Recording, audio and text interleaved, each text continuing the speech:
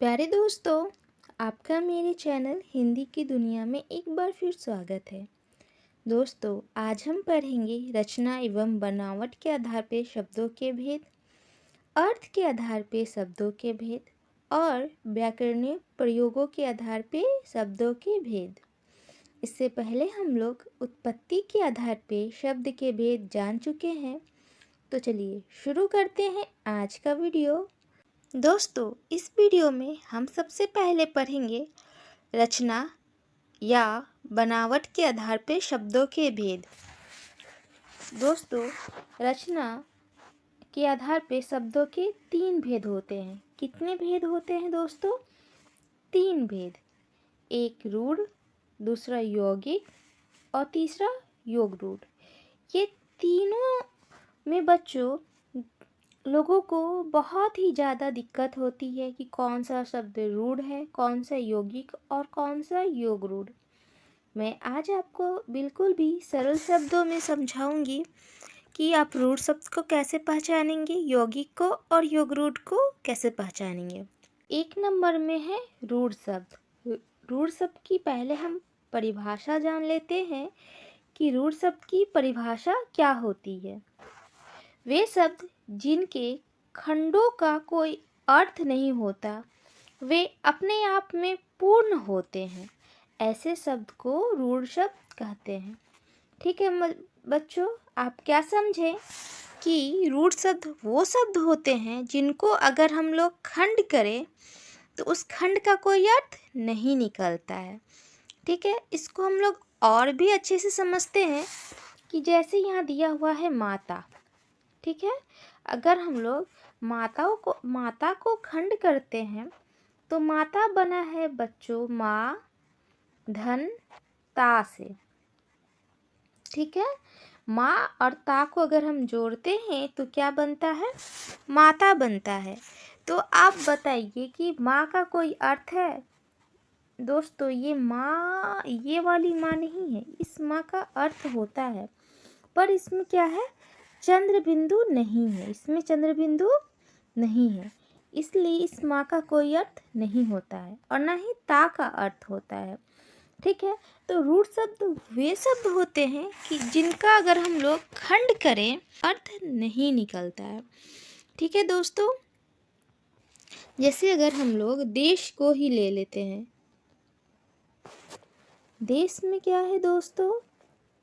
दे धन श से क्या बना है? देश बना है। तो इस दे का कोई अर्थ है? आप बताइए। नहीं है। इस श का कोई अर्थ है? नहीं है। लेकिन अगर इन दोनों को हम लोग जोड़ दे रहे हैं तो क्या बन जा रहा है? देश बन जा रहा है। इस देश का अर्थ होता है ना? देश मतलब होता है मुल्क, वतन, तो ये सब देश का अर्थ होता है। ठीक है दोस्तों, आप आसान शब्दों में आप ये समझ सकते हैं कि कोई भी शब्द जो सबसे पहले बना है, ठीक है, और जिसका कोई अर्थ होता है, उसको हम लोग क्या कहते हैं? रूढ़ शब्द कहते हैं। ठीक है दोस्तों,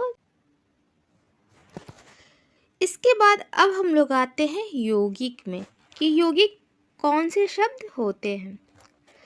देखिए, योग का अर्थ होता है मिलना। ये तो हम लोग सब जानते हैं कि योग मतलब क्या होता है? मिलना। अर्थात वे शब्द जो 2 या 2 से अधिक शब्दों से मिलके बने हैं उन्हें यौगिक शब्द कहते हैं। ठीक है, इससे पहले हम लोग क्या पढ़े थे? ऐसे शब्द जिनका क्या होता है? अगर हम खंड करें तो कोई अर्थ नहीं निकलता है, ऐसे शब्द को क्या कहते हैं? रूढ़।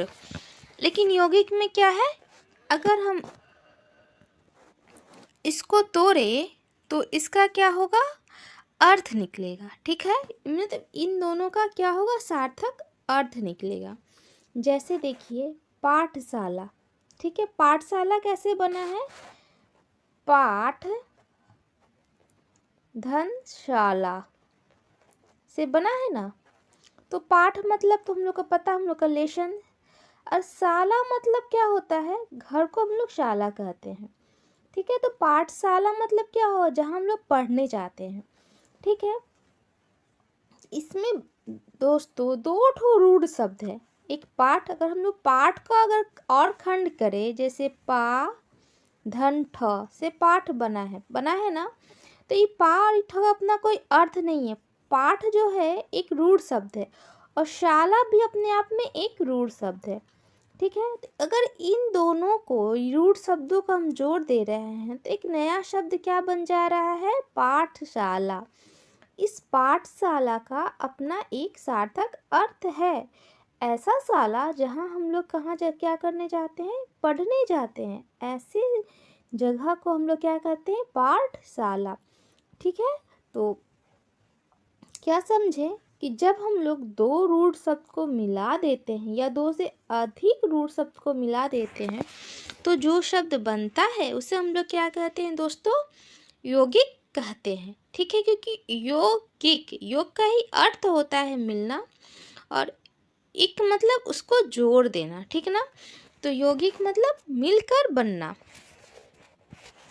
उसी तरह देवालय, देव प्लस आलय से क्या बना है, देवालय, मतलब देवताओं का घर। जैसे मंदिर हुआ, कैलाश हुआ, बहुत सारा जगह जहाँ देवता लोग रहते हैं।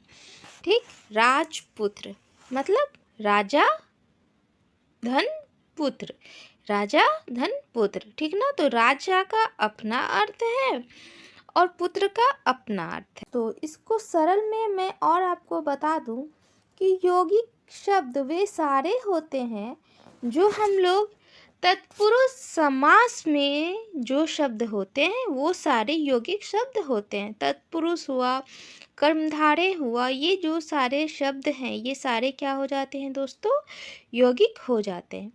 हम आगे समास पढ़ेंगे जिसमें मैं आपको समास को भी बहुत ही सरल शब्दों में समझाऊंगी, जिससे कि आपको समास में भी कोई भी दिक्कत नहीं होगा।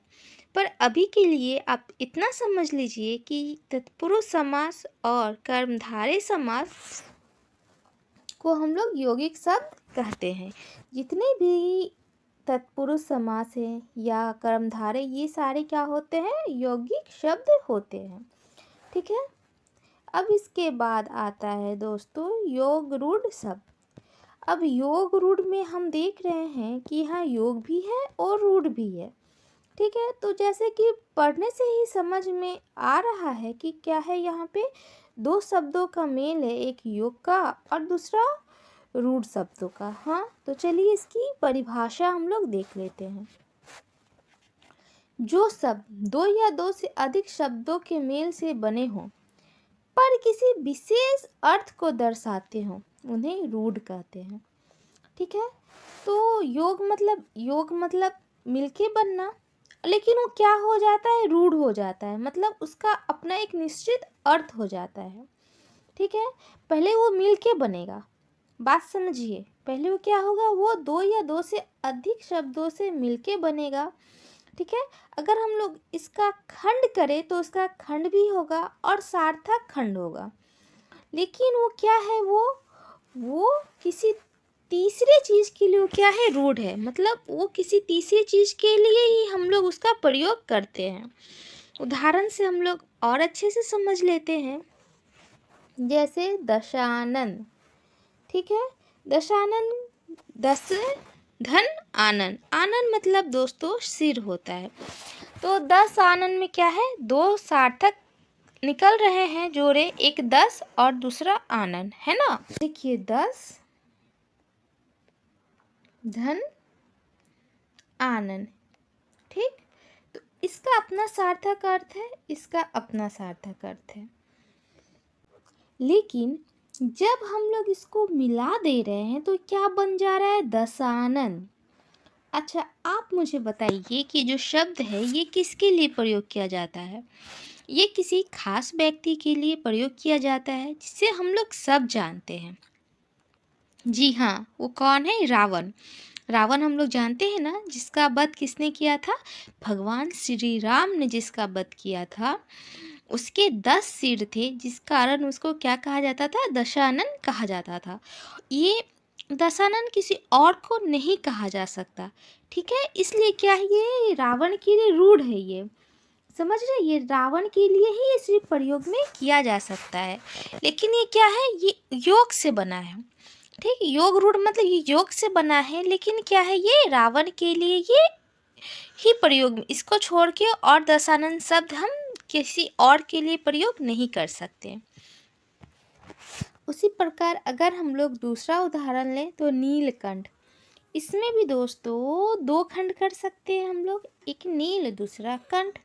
ये तो बहुत ही आसान है ना, नील धन कंठ, नीला कंठ, है ना।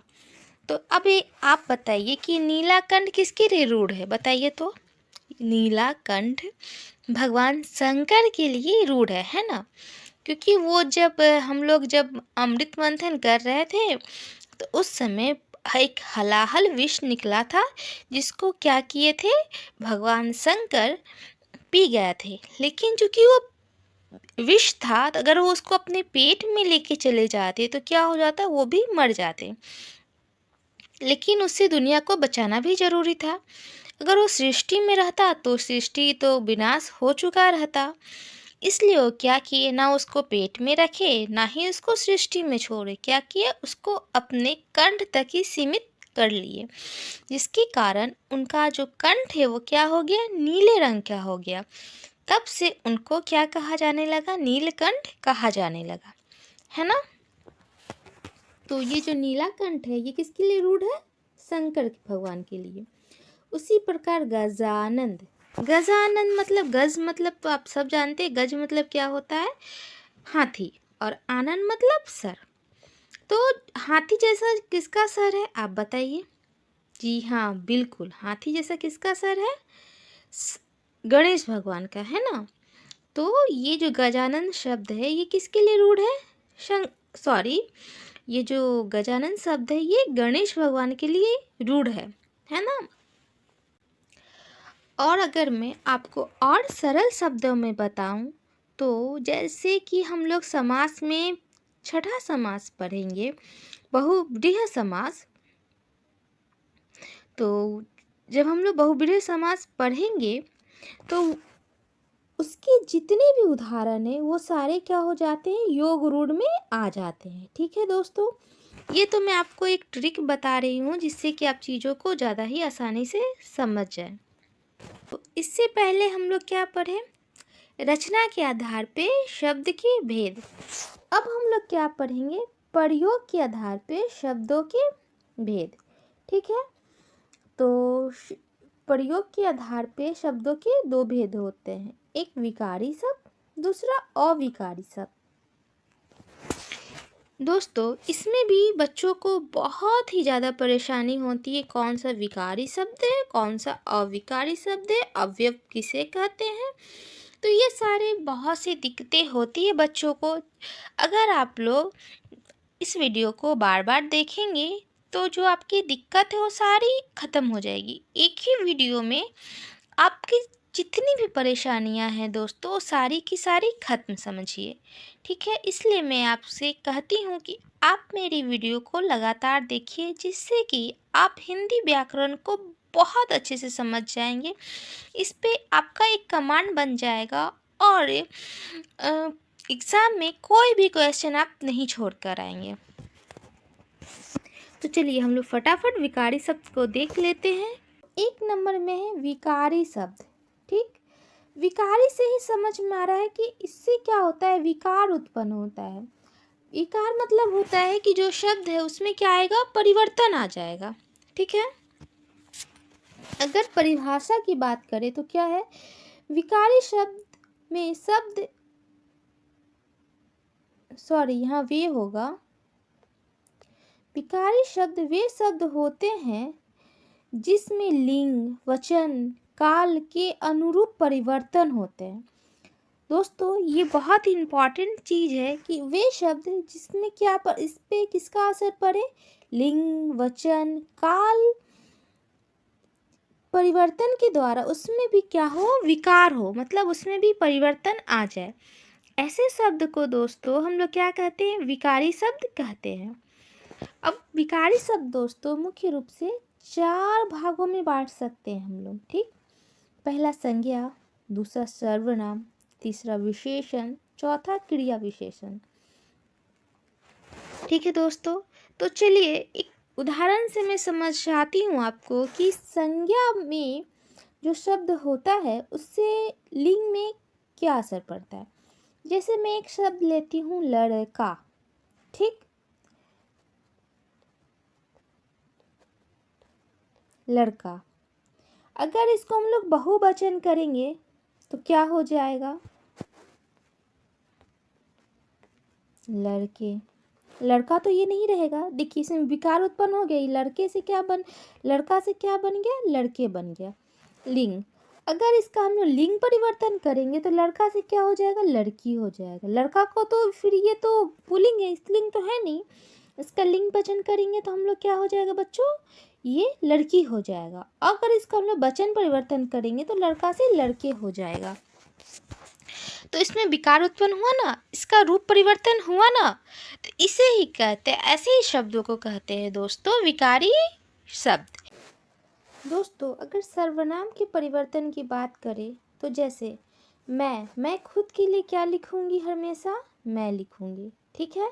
मैं कभी खुद के लिए तो तुम नहीं लिखूंगी, लेकिन अगर मुझे ही कोई दूसरा बोलेगा तो मुझे मैं नहीं बोलेगा, वो मुझे तुम बोलेगा। तुम बोलेगा ना मुझे, मुझे मैं जो हूँ सुषमा साव, तो क्या मैं खुद को तुम बोलूँगी, नहीं। लेकिन दूसरा कोई मुझे क्या बोलेगा, तुम बोलेगा, तो मैं क्या सुषमा साव से दूसरी हो जाऊंगी, जी नहीं, मैं सुषमा की सुषमा ही रहूंगी, है ना। अगर कोई मुझे छोटा मुझे देख के बोलेगा तो मुझे क्या बोलेगा, आप बोलेगा, तो क्या इसके आप बोलने से मैं दूसरी हो जाऊंगी, नहीं। ये तीनों ही सिचुएशन में दोस्तों मैं ही रहूंगी, मतलब सुषमा सुषमा ही रहेगी, वो कोई दूसरी और नहीं हो सकती, ठीक है। लेकिन इसमें क्या हो जा रहा है दोस्तों, देखिए तीनों शब्द में विकार उत्पन्न हो जा रहा है, आप बात समझ रहे हैं ना। तो यही चीज होता है विकारी शब्द, जिसमें क्या होता है लिंग वचन और काल के अनुसार क्या होता है दोस्तों, परिवर्तन आ जाता है। जैसे काल है, काल कहने से क्या मतलब है, जैसे कि मैंने खाना खा लिया और मैं खाना खा रहा हूँ, मैं खाना खाऊंगा, तो ठीक। तो ये क्रिया के तीनों रूप में आप परिवर्तन देख रहे हैं, किसके जरिए, काल के जरिए, है ना। हम बोलेंगे ना, जैसे कि मैंने खा लिया तो मैं क्या कहूँगी, मैं खाना खा ली। अगर मुझे खाना है तो मैं क्या कहूँगी, मैं खाना खाऊंगी। अगर मैं खाना खा रही हूँ तो क्या होगा, मैं खाना खा रही हूँ। तीनों का मतलब लगभग एक ही है, लेकिन क्या है, काल के अनुसार इसमें क्या हो जा रहा है, परिवर्तन आ जा रहा है ना। तो ऐसे ही शब्द को विकारी शब्द कहते हैं। अब दोस्तों विकारी शब्द को मैं आपको बहुत ही ज़्यादा अच्छे से समझा चुकी, अब मैं आपको अविकारी शब्द को भी अच्छे से समझा देती हूँ कि अविकारी शब्द होते क्या हैं। दोस्तों अविकारी शब्द वे शब्द होते हैं जिसमें क्या होता है, लिंग वचन काल के अनुसार कोई परिवर्तन नहीं होता है, ठीक है। जैसे कि उसमें परिवर्तन हो जाता था, देखे ना हम लोग कि परिवर्तन आ जाता था, आया ना, काल के अनुसार आया, लिंग के अनुसार आया, वचन के अनुसार आया, परिवर्तन आ ही जाता है। लेकिन दोस्तों कुछ ऐसे शब्द होते हैं जिसमें कि कोई अंतर नहीं आता, चाहे लिंग कुछ हो, वचन कुछ हो, काल कुछ हो, उसमें कोई परिवर्तन नहीं आता। भेद भी देख लेते हैं। एक है क्रिया विशेषण, दूसरा है संबंध बोधक, तीसरा है समुच्चय बोधक और चौथा है दोस्तों विस्मयादि बोधक, ठीक है। क्रिया विशेषण किसे कहते हैं दोस्तों, जो क्रिया की विशेषता बताता है, जैसे वो धीरे धीरे चलता है, तो ये जो धीरे धीरे शब्द है दोस्तों, क्या उसको लिंग में कोई अंतर पड़ेगा, वो धीरे धीरे चलती है, वो धीरे धीरे चलता है, धीरे धीरे में लिंग में कोई परिवर्तन नहीं हुआ। तो ऐसे ही शब्दों को बच्चों क्या कहते हैं, अविकारी शब्द कहते हैं। इसको हम लोग और भी अच्छे से आगे हम लोग जरूर पढ़ेंगे, ठीक है। अब हम पढ़ेंगे अर्थ के आधार पे शब्दों के भेद। इससे पहले हम लोग क्या पढ़े, उत्पत्ति के आधार पे शब्दों के भेद पढ़े, रूप के आधार पे शब्दों के अर्थ पढ़े, प्रयोग के आधार पे पढ़े। अब हम लोग अर्थ के आधार पे शब्दों के भेद पढ़ेंगे। अर्थ के आधार पे शब्दों के दो भेद हैं, एक सार्थक शब्द, दूसरा निरर्थक शब्द। ठीक है दोस्तों, तो चलिए देख लेते हैं हम लोग कि ये सार्थक शब्द क्या होता है। सार्थक जैसे कहने से ही समझ में आ रहा है, ऐसा शब्द जिसका कोई अर्थ होता है ना। ऐसे शब्द को हम लोग क्या कहते हैं, सार्थक शब्द कहते हैं। अगर परिभाषा की बात करें तो क्या है, जिन शब्दों का कोई निश्चित अर्थ होता है उन्हें सार्थक शब्द कहते हैं। जब तक उसमें कोई अर्थ ना होगा तो सार्थक होगा ही नहीं। तो इसका परिभाषा बहुत ही आसान है कि जिन शब्दों का कोई निश्चित अर्थ होता है, ठीक है, उसे सार्थक शब्द कहते हैं। जैसे एग्जाम्पल में दिया हुआ है, कोयला, घर, कार्य, बहुत कुछ भी हम ले सकते हैं, टेबल, चेयर, सूरज, पृथ्वी, जिसका भी कुछ भी अर्थ है वो क्या है, सार्थक शब्द है। ठीक है, तो सार्थक शब्दों को हम लोग 5 भागों में बांटते हैं। कितने भागों में बांटते हैं,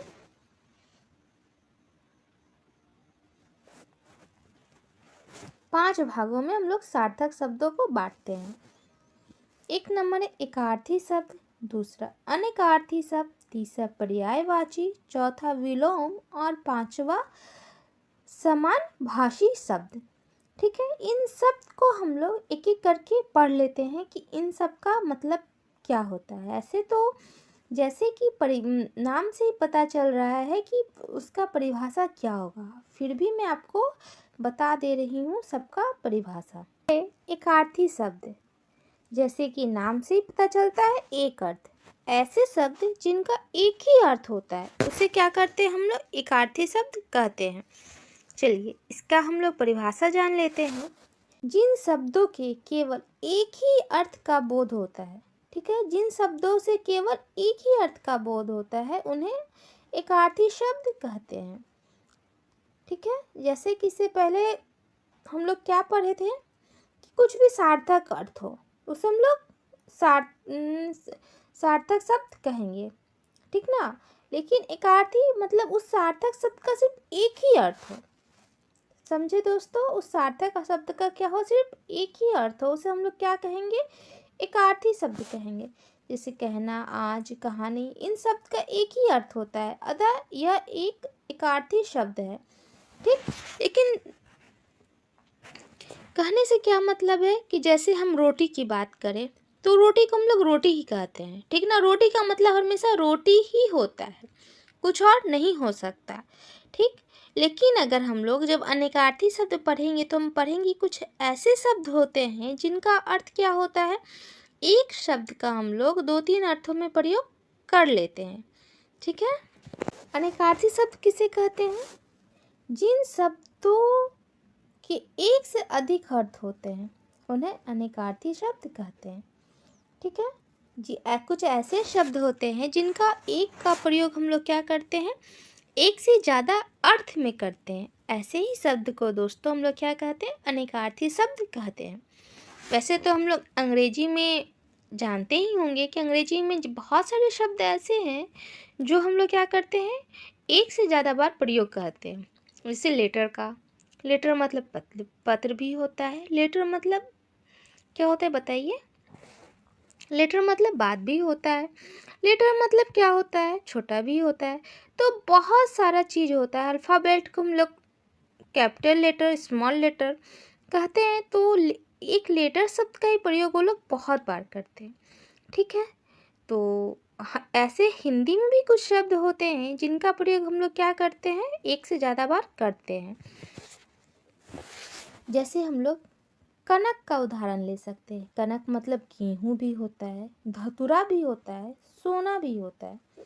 ठीक, आप एक दोहा बहुत बार पढ़े होंगे कि कनक कनक ते 100 गुनी, मादकता अधिकाय, ये पाए बौराए नर, ओ पाए बौराए।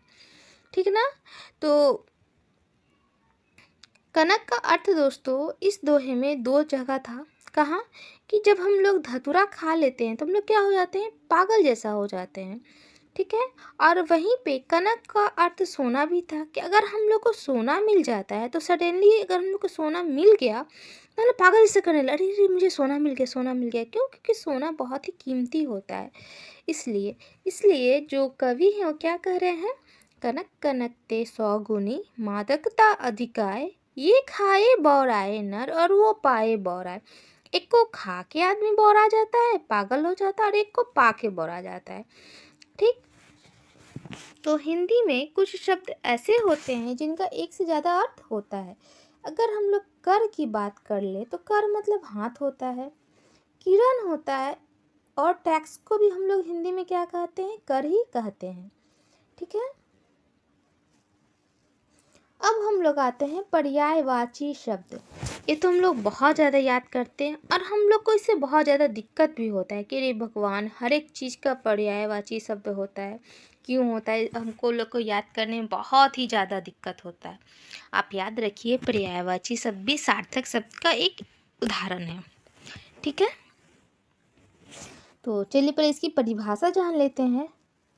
जब बहुत से शब्द एक ही अर्थ प्रकट करे या एक ही अर्थ के लिए प्रयोग किए जाए, उन्हें क्या कहते हैं, उन शब्द को हम लोग क्या पर्यायवाची शब्द कहते हैं। ठीक ना? क्या होता है, उन्हें उस शब्द का हम लोग क्या कहते हैं दोस्तों, पर्यायवाची शब्द कहते हैं। इससे पहले हम लोग क्या पढ़े, अनेकार्थी शब्द पढ़े। ठीक कि एक शब्द का अनेक अर्थ है। ठीक, एक शब्द का अनेक अर्थ है, लेकिन हम पर्यायवाची में क्या पढ़ेंगे कि एक शब्द का अनेक अर्थ है। बात समझ गए? देखिए यहाँ क्या हो रहा है, यहाँ कनक गेहूं को भी कह रहे हैं, धतूरा को भी कह रहे हैं, सोना को भी कह रहे हैं। ठीक, तो इसका अर्थ गेहूं, धतूरा, सोना, ये तीनों अलग अलग है दोस्तों, ये तीनों अलग अलग है। बात समझे? यहाँ तीनों को हम लोग कभी एक तरह प्रयोग नहीं कर सकते। इसका कनक का अर्थ इतने सारे रूपों में हम इसको प्रयोग करते हैं। पर यहाँ क्या है, सूर्य का ये पर्याय है। हम लोग सूर्य को सूरज भी कह सकते हैं, मारतंड भी कह सकते हैं, दिनकर, दिवाकर, बहुत कुछ हम लोग कह सकते हैं। इन सब का प्रयोग हम लोग सूर्य की जगह पे कर सकते हैं। पर अनेकार्थी शब्द में दोस्तों कनक के जगह, गेहूं के जगह हम लोग धतूरा का प्रयोग नहीं कर सकते, धतूरा की जगह सोना का प्रयोग नहीं कर सकते। आप कर सकते हैं, नहीं कर सकते, लेकिन सिर्फ कनक अगर हम बोले तो उससे हम लोग उस पंक्ति को पढ़ के हम समझेंगे कि वहाँ गेहूं की बात हो रही है, धतूरा की बात हो रही है, या सोना की बात हो रही है। उम्मीद है कि मैं आपको अनेकार्थी शब्द और पर्यायवाची शब्द में अंतर बता पाई होंगी। ठीक है। तो पहले हम लोग सूर्य का पर्यायवाची शब्द देख लेते हैं कि सूर्य को हम लोग क्या क्या कहते हैं। ठीक है। सूर्य को हम लोग सूरज कहते हैं, मार्तंड कहते हैं, दिवाकर कहते हैं, दिनकर कहते हैं, रवि कहते हैं, बहुत कहते हैं। सूर्य का पर्यायवाची तो मुझे लगता है अनगिनत होगा, हम लोग कितना भी याद कर ले वो कम ही है। उसी तरह अगर हम लोग पृथ्वी की बात करें तो पृथ्वी का पर्यायवाची क्या है दोस्तों, ये सारा है। ठीक, भू, धरा, भूमि, वसुंधरा, धरती, बहुत कुछ है ना। ये सब का प्रयोग हम क्या कर सकते हैं, पृथ्वी के बदले हम लोग करते हैं और करते ही रहेंगे। लेकिन अनेकार्थी शब्द में कर में हाथ की जगह हम लोग कर का प्रयोग करते हैं, पर हाथ की जगह हम लोग किरण का प्रयोग नहीं कर सकते, किरण की जगह टैक्स का प्रयोग नहीं कर सकते। कर सकते हैं, नहीं कर सकते, लेकिन अगर हम चाहें तो भू की जगह धरा का प्रयोग कर सकते हैं, धरा की जगह भूमि का, भू का, वसुंधरा का, किसी भी शब्द का प्रयोग हम कर सकते हैं। यही मूल अंतर होता है दोस्तों अनेकार्थी शब्द और पर्यायवाची शब्द में। दोस्तों पर्यायवाची शब्द के बाद अब हम विलोम शब्द को पढ़ेंगे कि विलोम शब्द क्या होता है। विलोम मतलब तुम लोग सब जानते हैं कि उल्टा होता है ना। तो चलिए इसकी परिभाषा एक बार देख लेते हैं। ऐसे सारे शब्द जो एक दूसरे के लिए विपरीत होते हैं, ठीक ना, एक दूसरे के विपरीत होते हैं, उन्हें एक दूसरे का विलोम शब्द कहते हैं। ठीक, जो एक शब्द दूसरे शब्द का उल्टा होता है या विपरीत होता है उसे हम उस शब्द का क्या कहते हैं, विलोम कहते हैं। जैसे रात का दिन, आग का पानी होता है ना, सूरज का पृथ्वी होता है ना, लाल का पीला, हरा का नीला, दिन का रात, इस तरह के जो पर्यायवाची शब्द होते हैं, राजा का रंग, पति का पत्नी, भाई का बहन, ये सब जो विलोम शब्द होते हैं उन्हीं को दोस्तों क्या कहते हैं, विलोम शब्द कहते हैं। ठीक है, ये तो बहुत ही आसान था। अब इसके बाद है दोस्तों समभाषी शब्द। ठीक है दोस्तों, ये हमारे परीक्षा में बहुत ही ज़्यादा पूछे जाते हैं। ये दोस्तों मैं बोलूँगी ये सबसे इम्पॉर्टेंट था ये सब में। इसको समश्रुति भिन्नार्थक शब्द भी कहते हैं। ठीक ना, इसको क्या कहते हैं, समश्रुति भिन्नार्थक शब्द या श्रुति समभिन्नार्थक शब्द। तीनों दोस्तों इस समान भाषी शब्द को ही कहा जाता है। अब देखिए ऐसा क्यों है, इसकी पहले हम लोग परिभाषा देख लेते हैं। ऐसे शब्द जो सुनने और बोलने में एक जैसे लगते हैं परंतु उनका अर्थ अलग होता है, ऐसे शब्द को समान भाषी शब्द कहते हैं। ठीक है, अब अनेकार्थी शब्द में क्या था दोस्तों कि एक शब्द के अनेक अर्थ थे। पर्यायवाची शब्द में क्या था कि वो शब्द क्या होता, उसी का पर्याय होता है, उसके बदले हम उसका प्रयोग कर सकते हैं। लेकिन दोस्तों यहाँ पे ऐसी बात नहीं है। यहाँ पे क्या है, अगर हम लोग कूजन बोले तो कूजन मतलब दुर्जन होता है। कू क्या है ये दोस्तों, ये उपसर्ग है। जन मतलब आदमी, दुर्जन मतलब खराब आदमी, लेकिन ये कूजन में कोई उपसर्ग नहीं है। ठीक है, ये इसमें कुछ भी उपसर्ग नहीं, कूजन एक शब्द ही है जिसका अर्थ होता है पक्षियों की आवाज़।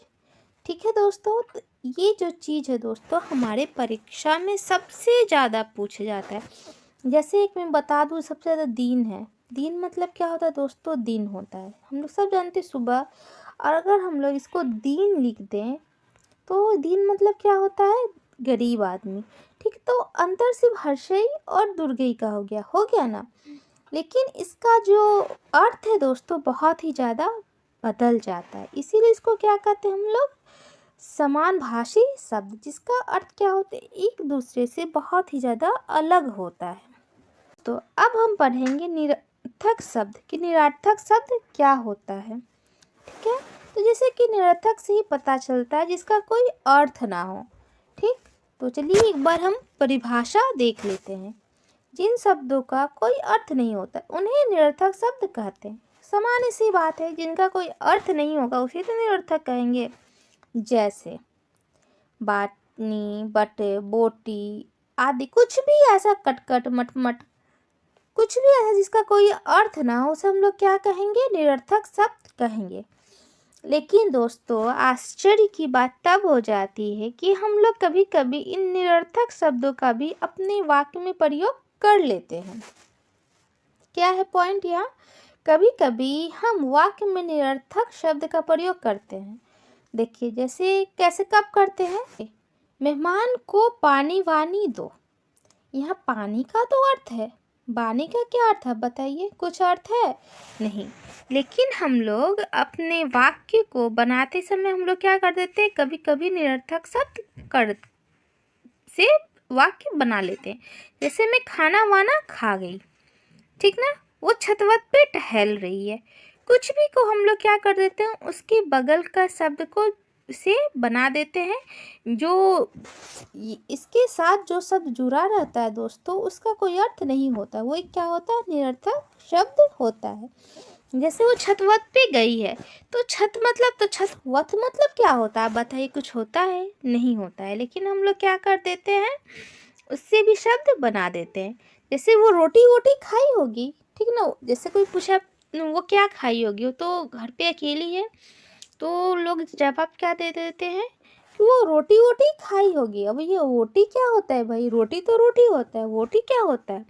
लेकिन एक शब्द उससे बन जाता है जिसका जो सुनने में थोड़ा ज़्यादा प्रभावशाली होता है, इसलिए लोग निरर्थक शब्दों का प्रयोग अपने वाक्य में करते हैं। दोस्तों मुझे उम्मीद है कि ये वीडियो आपके लिए बहुत ही ज़्यादा उपयोगी होगी आपके एग्ज़ाम और व्यू से। अगर आपको ये वीडियो पसंद आई है तो आप मेरे चैनल को सब्सक्राइब कीजिए, वीडियो को शेयर कीजिए और इसको लाइक करना बिल्कुल न भी भूलिए। तो मिलते हैं नेक्स्ट वीडियो में एक नए टॉपिक पे, तब तक के लिए बाय।